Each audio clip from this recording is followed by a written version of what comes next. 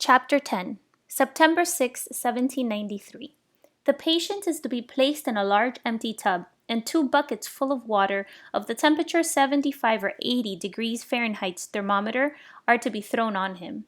Dr. Adam Kunn, Philadelphia, 1793. Eliza shook my shoulder. I woke at once with a sharp breath. Outside the sky was turning pale gold. Mockingbirds were singing. Mother slept, her skin the color of an old, weathered barn. At least she was alive. Your grandfather and I have found help, Eliza whispered. Dr. Kerr. He's educated, from Scotland. Dr. Kerr nodded to me. He was a small man wearing a black coat and carrying a small medical case. He set the case on the floor and opened Mother's eyelids with his fingers. She slept on. Where's grandfather? I asked. Waiting downstairs, Eliza said. How was she in the night? Dr. Kerr asked as he started his examination. I did everything Mr. Rowley instructed. I bathed her and gave her tea. I tried to keep the bedclothes clean, but we'll wash today. She finally slept after midnight. Do you think she looks better? She feels a little cooler to me. Mr. Rowley said it was just an autumnal fever. Nothing serious. Eliza pulled me close to her. Shh, she said gently. Dr. Kerr rose off the bed. Damned fool, he growled. Excuse me? I said. Rowley, the impostor. Autumnal fever indeed. Your mother has yellow fever. There's no doubt at all. Yellow fever. My mouth moved, but I could not breathe. It made no sense. Mother wouldn't allow it. She had given birth to me in the morning and cooked supper for 10 that night. She survived the British occupation while my father fought with Washington's troops. Mother would beat back illness with a broom. A loud moan interrupted my thoughts. Dr. Kerr laid his fingers on Mother's wrist. Her pulse is fast and strong, he said. This is the crisis. She must be bled. Dear God. Won't that weaken her more? I asked. Buncombe, Dr. Kerr said angrily. Dr. Rush has proven that bleeding is the only way to save a patient this close to the grave.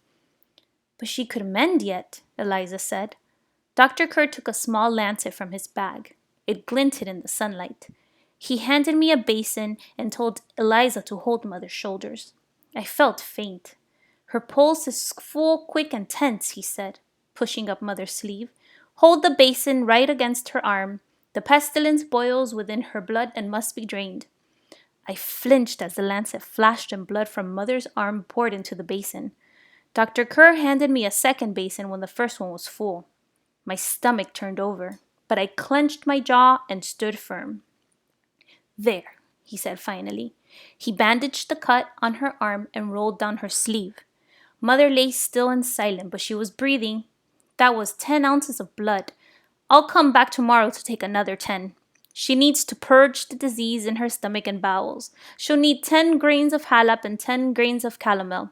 It will be dirty work to care for her, but it should clean her system efficiently. But she's so pale, I said.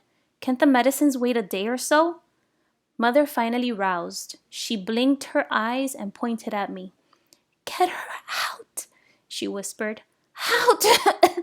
A cough choked off the rest of her words. Dr. Kerr and Eliza struggled to calm her. Go wait in the kitchen, Maddie, Eliza said. She won't settle until you are gone. She doesn't want you here. She's afraid you'll get sick.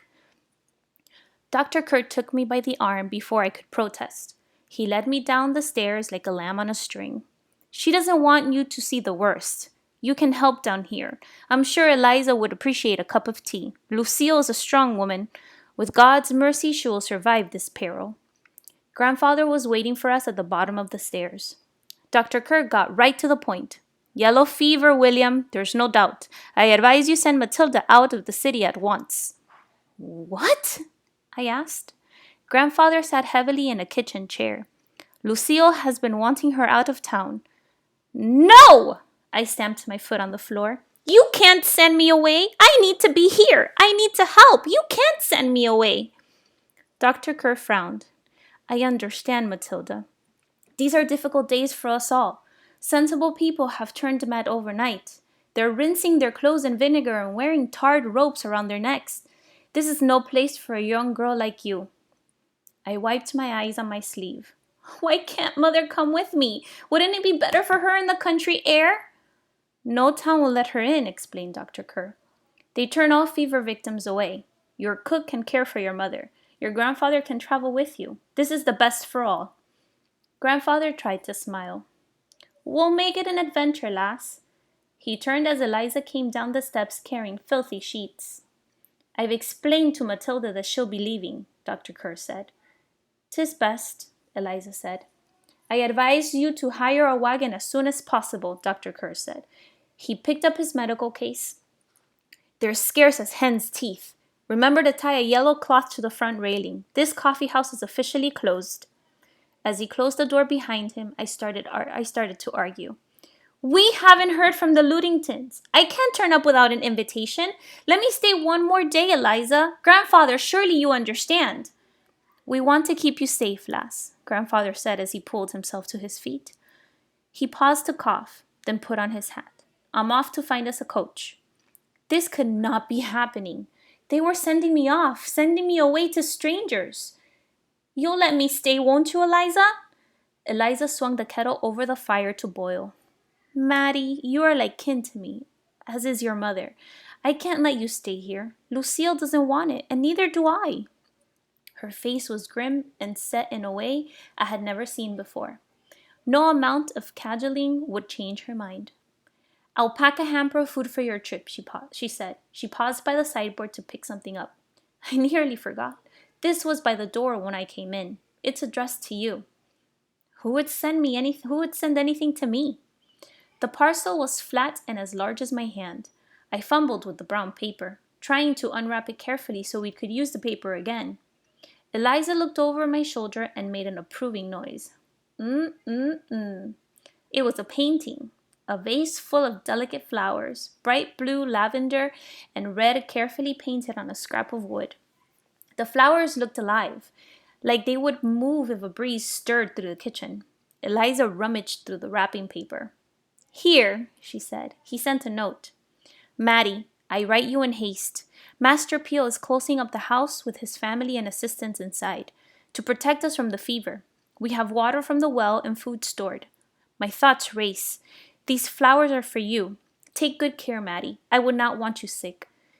We shall watch for balloons again, when this plague has passed. N.B. Morning came too quickly, and it was time to leave. Maddie, the wagon is here, Eliza called. It was hard to tell which would collapse first, the wagon or the horse pulling it.